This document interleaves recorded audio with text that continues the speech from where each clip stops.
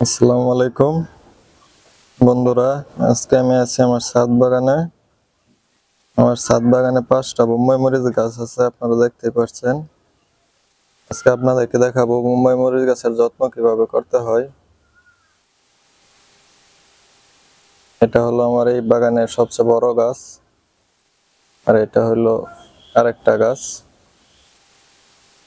মূলত আমি এখানে 5টা বোম্বাই মরিচ গাছ রোপণ করছিলাম ছাদে টবে।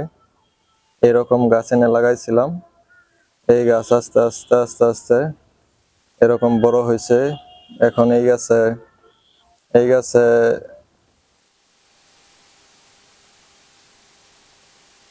12টার মতো বোম্বাই মরিচ আছে। এখনো হিসাব করে দেখছিলাম, এই গাছে আছে 13টা, 13-14টা আছে।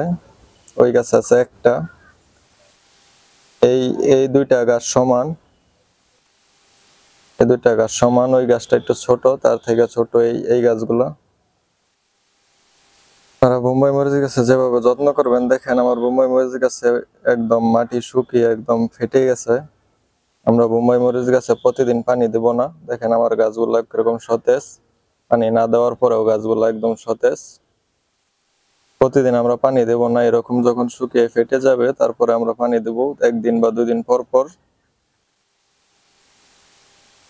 এরকম যখন ফেটে যাবে 1 দিন বা 2 দিন পর পর পানি দেব। গাছ যখন নেতিয়ে যাবে, মানে শাক তোলার পরে শাক যেরকম শুকিয়ে যায়, এরকম পাতা যখন শুকিয়ে যাবে তারপরে আমরা পানি দেব গাছে 2 দিন বা 1 দিন পর পর। আর গাছে আমরা রাসায়নিক কোনো সার আমি দেই নাই, রাসায়নিক কোনো সার প্রয়োগ করব না।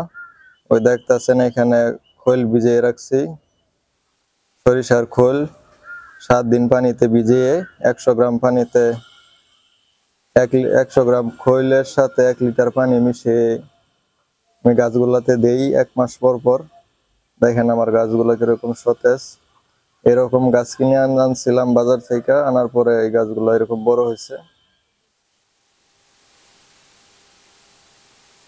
আপনাদের যদি বোম্বাই মরিচ চাষ করতে কোনো সমস্যা হয় বা না বুঝেন, আমাকে কমেন্ট করবেন, আমি জানিয়ে দেব, বলে দেব কিভাবে কি করবেন। দেখেন আমার গাছগুলো কত সুন্দর মরিচ ঝুলে রয়েছে। টবগুলা একদম শুকিয়ে গেছে। আমি কালকে পানি দিব, আজকে পানি দিব না, এই 2 দিন পর পর পানি দিব। সবাই আমার চ্যানেলের সাথে থাকবেন, চ্যানেলটা সাবস্ক্রাইব করে রাখবেন এরকম গুরুত্বপূর্ণ ভিডিও পাওয়ার জন্য। যারা যারা বোম্বাই মরিচ চাষ করতে চান, তারা এইভাবে ছাদের টবের মধ্যে বোম্বাই মরিচ চাষ করতে পারে। বন্ধুরা, আজকে এই পর্যন্তই। আল্লাহ হাফেজ।